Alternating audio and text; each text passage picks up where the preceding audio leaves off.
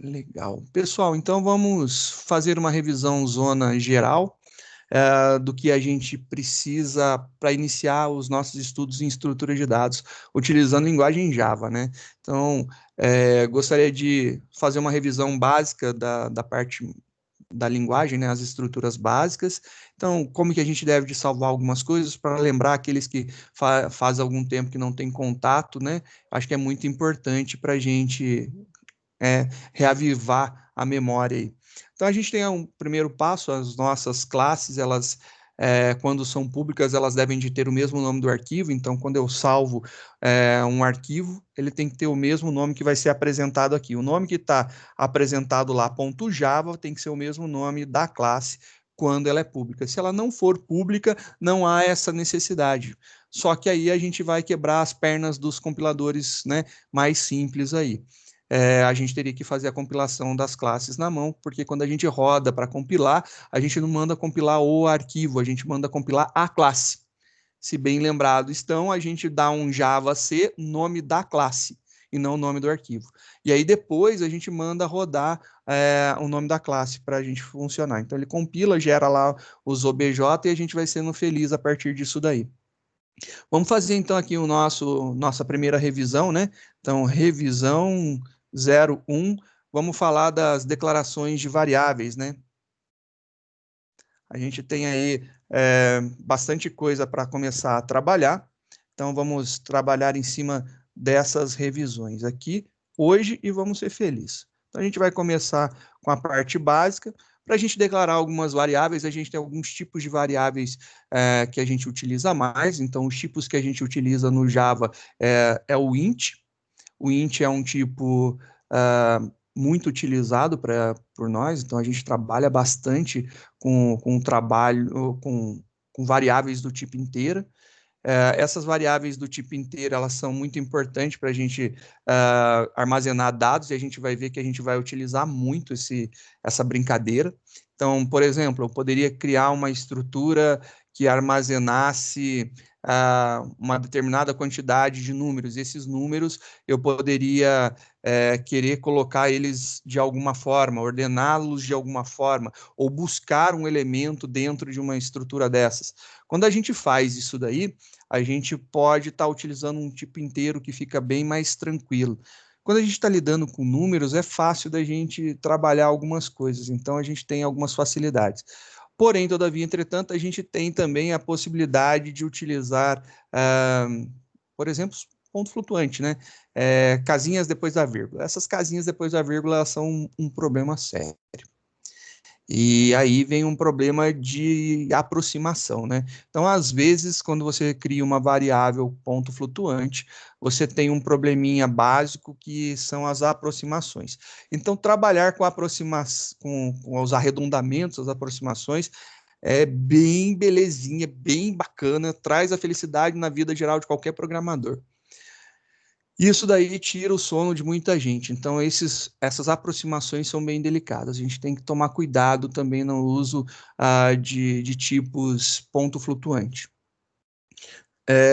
Quando a gente faz comparação de igualdade, né, de tipos, pode dar probleminha aí quando a gente usa o ponto flutuante, e a gente tem algumas saídas para facilitar a nossa vida. Então, vamos trabalhar primeiro aqui rever o que são as nossas declarações. O Java trabalha da seguinte forma: eu coloco a tipagem, então qual que é o tipo, e na frente eu coloco os nomes das variáveis que eu desejo. Por exemplo, vou criar uma variável aqui para receber uma idade.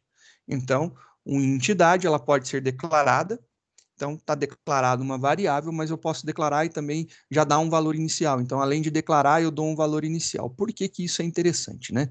Quando é útil para a gente dar um valor inicial? O Java tem por regra que toda a variável ela deve de ser inicializada antes de ser utilizada. Então, se eu tentar utilizar essa variável aqui de alguma forma, por exemplo, eu vou tentar fazer isso daqui, vamos ver se vai funcionar.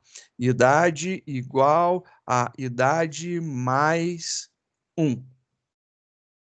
Se eu compilo esse programa daqui, ele funciona? E aí eu tenho como resposta que não.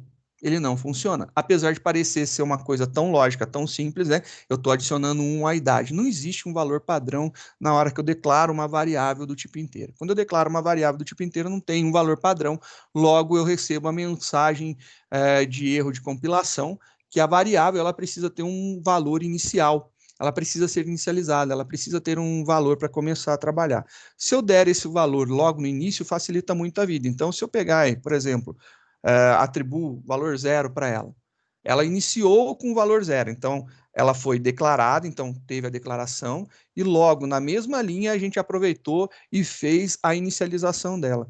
Compilando o meu programa, você vê que agora ele é compilado com sucesso, sem problema nenhum. Eu lembro que o Java ele é uma linguagem de programação que ela é muito restritiva e ela se precaver de muitos problemas que podem acontecer, né? Então, ela trabalha em cima de muitas ideias para se proteger, para não dar erro.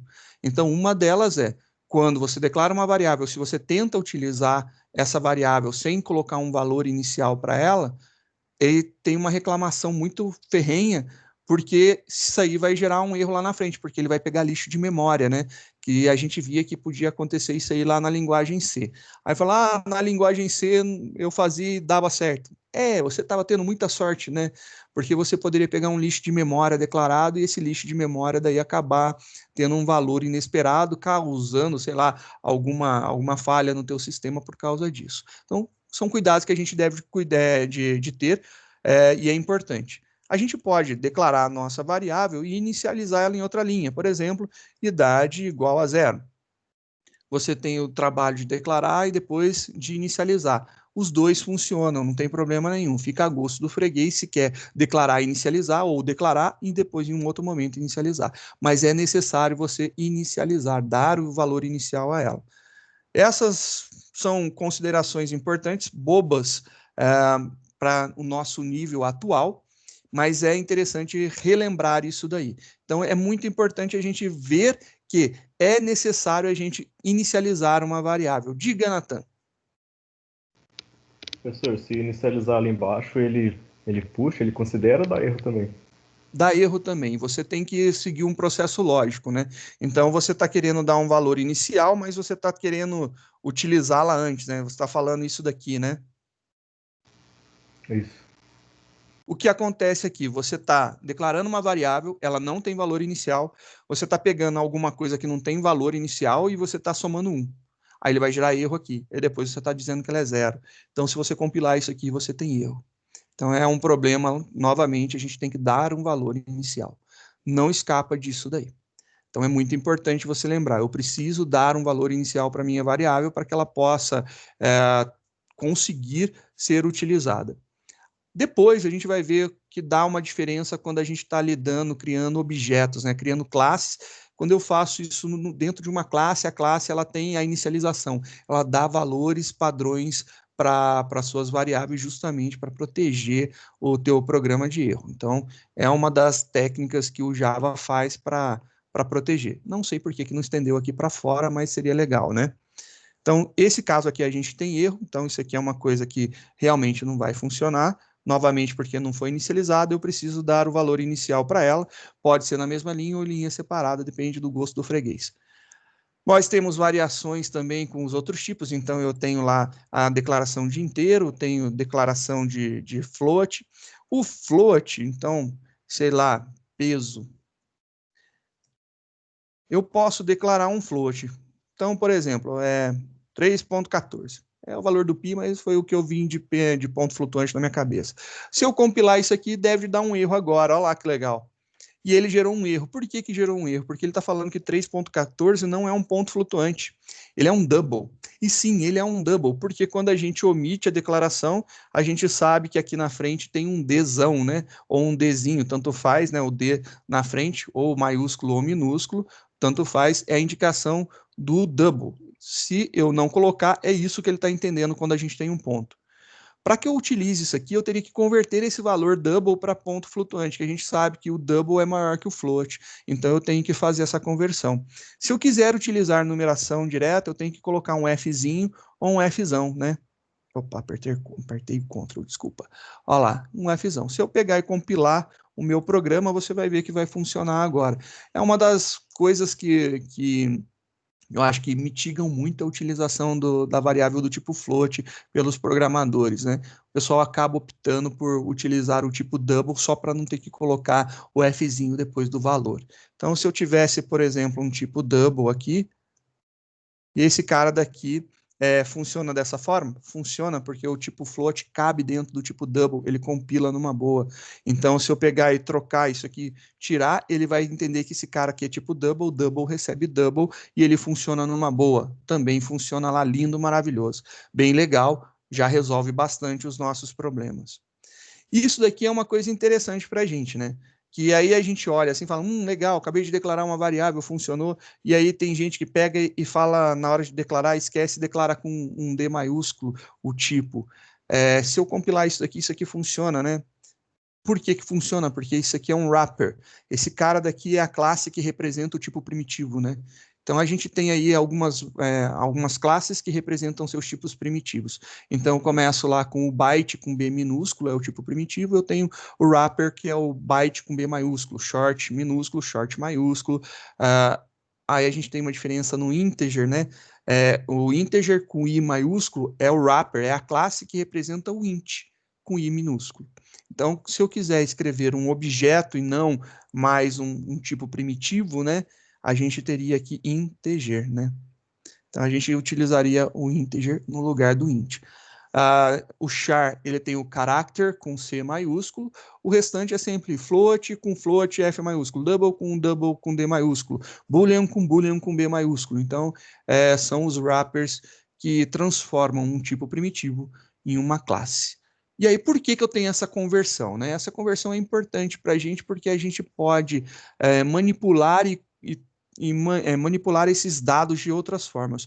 Porque o tipo primitivo, ele é um espacinho na memória, ela é um espacinho, e dentro desse espacinho ele coloca um valor. E o que mais eu posso fazer com isso? Colocar outro valor, ler o valor que está aqui, mas eu não faço mais nada. Não existe funções agregadas, né? Não existe funções ligadas a isso daqui. Então, por exemplo, se eu quisesse ver o maior valor inteiro que eu tenho, se eu tiver um int, eu não tenho, mas a classe integer, ela me devolve o max integer, né? O maior valor inteiro e o min integer, o menor valor inteiro. O double eu consigo ter um infinito positivo, infinito negativo, e são funções que ajudam. Eu posso converter de um tipo para o outro também, utilizando eles. Eu posso converter para string e converter uma string para número. E aí é uma coisa interessante esses wrappers daí. A partir de alguma determinada versão do Java, eu acho que da versão 1.6, se eu não estou enganado, o wrapper começou a funcionar de forma automática, que eles chamam o processo de empacotamento, né? Quando eu pego um tipo primitivo e coloco ele dentro de uma classe, é o boxing, o empacotamento, e quando eu tiro ele é o unboxing, né? O desempacotamento. Essa técnica de transformar em objeto e transformar em primitivo, né? Então, empacoto e desempacoto, ela foi automatizada, chamada de auto-boxing. Então, ele faz a conversão automática, ele converte o tipo primitivo para a classe para o tipo primitivo numa boa. Então, por exemplo, eu poderia ter aqui idade e um int total. Começar aqui com 0, idade igual a 10. Eu poderia fazer isso daqui facilmente. Eu poderia pegar e falar que idade recebe total. Ele vai aceitar numa boa isso daqui. Então, eu estou pegando, atribuindo um tipo primitivo para dentro de um objeto. Mas eu também poderia falar aqui, total recebe idade. Ou seja, eu estou pegando e jogando para dentro de um tipo primitivo um objeto, né? Então eu tenho essa maluquice aqui também que ele permite. Então, isso aqui por debaixo dos panos, ele está fazendo a conversão e a desconversão, né? Ele está transformando em tipo primitivo e depois ele transforma em objeto, ele faz essa conversão daí. E isso daí, a partir das versões novas, está sendo feito automaticamente, o que facilita muito a nossa vida, sem a necessidade da gente ter que fazer a declaração como se fosse, por exemplo, um método de uma declaração de um objeto, né? Integer, idade igual a new integer, e aí eu coloco entre parênteses 10, né? Eu já não tenho essa necessidade, eu posso fazer essa atribuição direta. Diga, Lucas. Senhor, esse negócio de boxing e unboxing é isso daí que você fez? Total igual a idade seria tipo o boxing e idade igual a total seria o unboxing? Mas ou vice-versa, não sei. O empacotamento e desempacotamento. O que acontece? Para eu poder atribuir para o total é tipo primitivo, correto? Esse cara aqui é uma classe. Então eu tenho que desempacotar a idade e pegar de dentro dela o tipo primitivo. Aí eu peguei o tipo primitivo. Então ele desempacotou e jogou dentro do total. E aí ele consegue fazer isso aí. Quando a idade recebe o total, eu estou fazendo um boxing automático, né? Eu estou jogando um tipo primitivo dentro de um objeto. Então ele consegue pegar esse cara, transforma em objeto e atribui lá para dentro. E isso daí é bem legal. Ele faz esse processo daí transparente para a gente hoje, né? Sem a necessidade de ter que utilizar lá os métodos de conversão, etc e tal. Ah, legal. Valeu. Agora fez sentido. O que está acontecendo aí, então, seria o unboxing. Aí, se fosse ao Aqui é o contrário, seria unboxing. o boxing. O Entendi. boxing, exatamente. Aqui ele está desempacotando. Você tem que imaginar a caixa sendo a coisa mais complexa. Dentro de uma classe, a gente sabe que a gente guarda várias coisas, correto? Não é somente o valor. A gente tem uma estrutura complexa, tanto é que ela é tipo referência, né? É um tipo complexo. Então, imagina aqui, eu tenho um monte de coisa, eu tenho função, eu tenho o valor, eu tenho, sei lá, outras variáveis que eu posso ter declarado lá, eu tenho constantes, eu posso declarar tudo dentro da minha classe. Então, imagina que ali é um monte de coisa para eu poder guardar um único valor. Então, eu estou empacotando dentro desse monte de coisa, esse valorzinho. Quando eu preciso tirar só o valor, eu tenho que tirar ele de dentro, eu desempacoto ele, né? Então, essa é a teoria do boxing e unboxing. E aí a gente está fazendo o auto-boxing, o auto-empacotamento, e o auto-unboxing, o auto-desempacotamento automático, sem a gente precisar fazer as funções aí por debaixo do pano, né? Isso daí ajuda pra caramba, né? Então a gente tem algumas coisas. Diga. Pois Então, não. o idade, ele é o objeto e o total, ele é o primitivo ou é o contrário? O total é o primitivo, olha lá, ele foi declarado aqui como int, correto? Uhum. Tudo que é declarado com letra maiúscula é uma classe. Se é uma classe, esse cara daqui é um objeto. A gente criou um objeto idade e ele recebeu o valor 10. O que na verdade está acontecendo aqui, né? O que está rolando aqui é isso daqui, ó. Integer, então, integer, idade igual a new integer. Esse cara daqui está acontecendo. Só que ele é um construtor, esse cara aqui é um construtor. E esse construtor, ele aceita a passagem de um valor do tipo primitivo inteiro. Então, ele está fazendo isso daqui. Ele está pegando um tipo primitivo inteiro, que é o valor 10, e ele está convertendo para um valor cabível dentro do objeto. E ele está transformando ele em objeto. Então, essa ideia de fazer o new integer entre parênteses, eu posso abstrair, né? Eu posso tirar isso daí.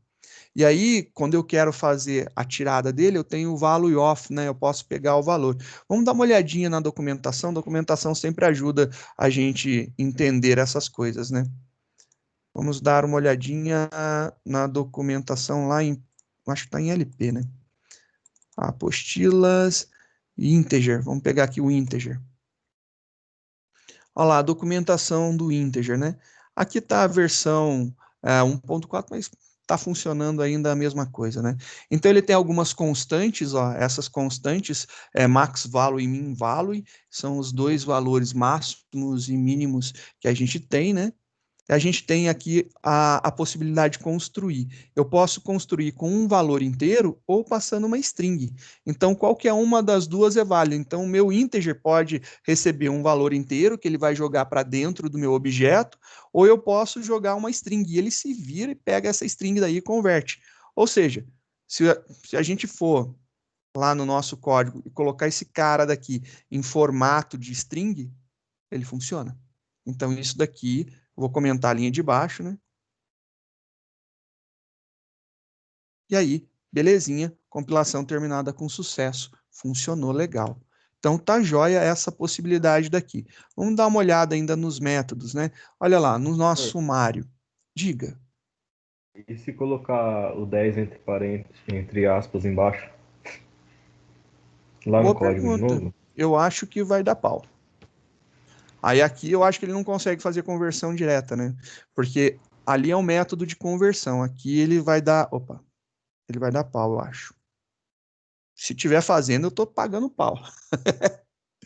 E aí ele não consegue converter string direto para integer. Isso aí é natural, né? Não dá para fazer porque são classes incompatíveis, elas não são herdadas. Se tivesse herança, aí a gente poderia ver alguma coisa de atribuição. Mas aqui ele está tentando atribuir uma string para um objeto integer, não dá. A gente viu no semestre passado que a gente só pode fazer atribuições dentro da mesma hierarquia de polimorfismo, né? Então, um sendo filho do outro, de herança, né? De um filho do outro, filho do outro, filho do outro, aí daria para a gente fazer uma atribuição nesse sentido daí. Caso contrário, eu não consigo.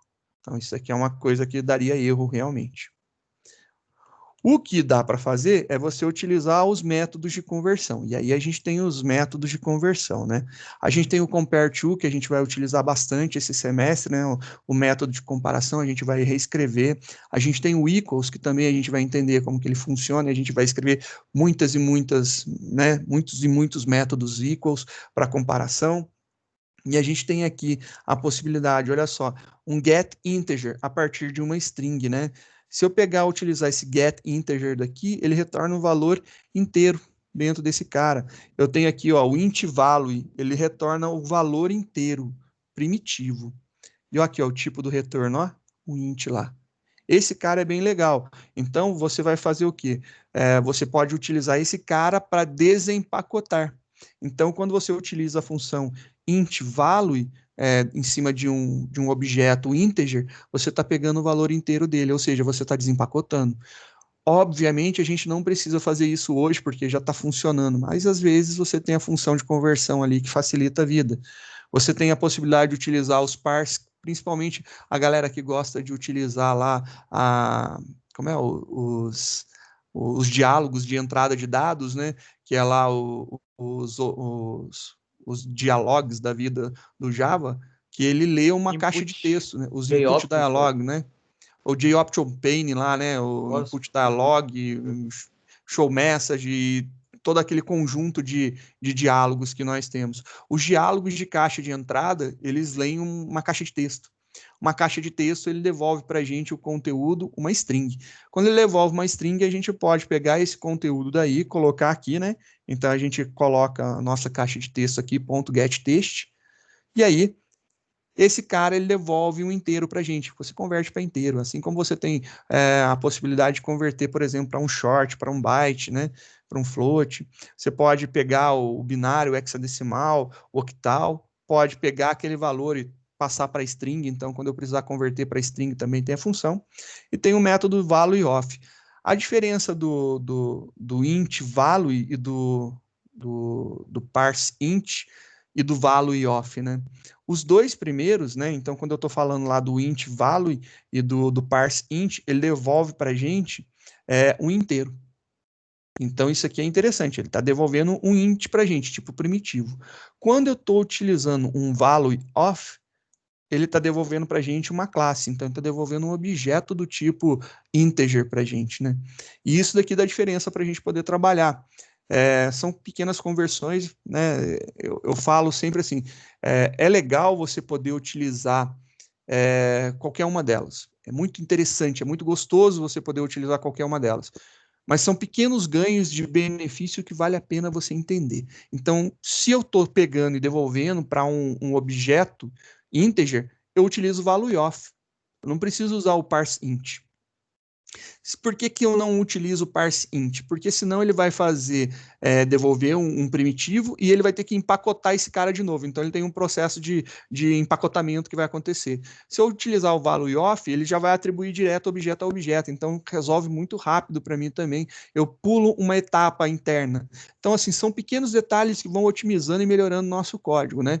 Então a gente começa a entender aí as funcionalidades. Eu acho que são detalhes mínimos que funcionam muito bem, né? Então, esses tipos de declaração são muito legais, a gente tem que entender e lembrar só o tamanho dos tipos para a gente poder fazer uma sequência, né? Então, eu começo lá com tamanho 1, o byte, que dobra de tamanho e vira o short, dobra de tamanho aí vira 4, é o int. Se eu dobrar esse cara de tamanho, agora com 8 bytes eu tenho um long, né? Então a gente falou aí dos tipos primitivos inteiros, né?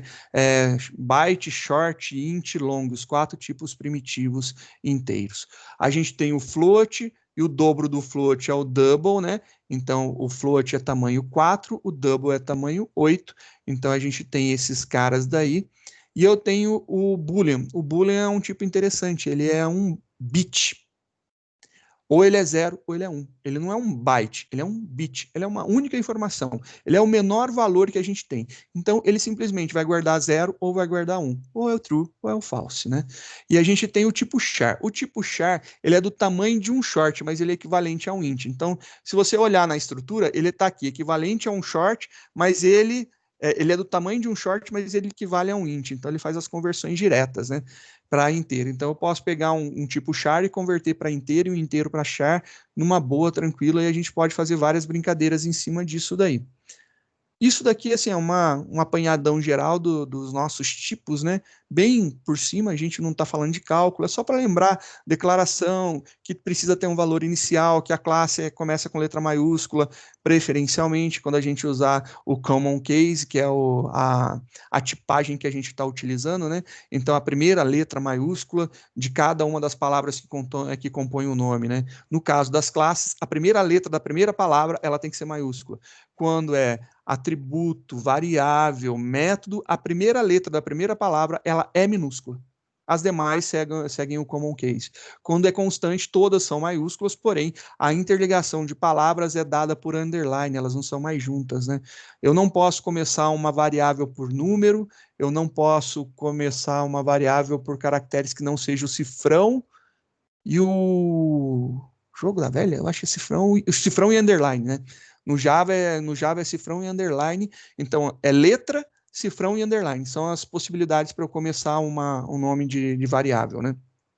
E isso daí é importante de lembrar para tomar cuidado para não ter, por exemplo, 1 nota, 2 nota. A gente pode ter nota 1, nota 2, né?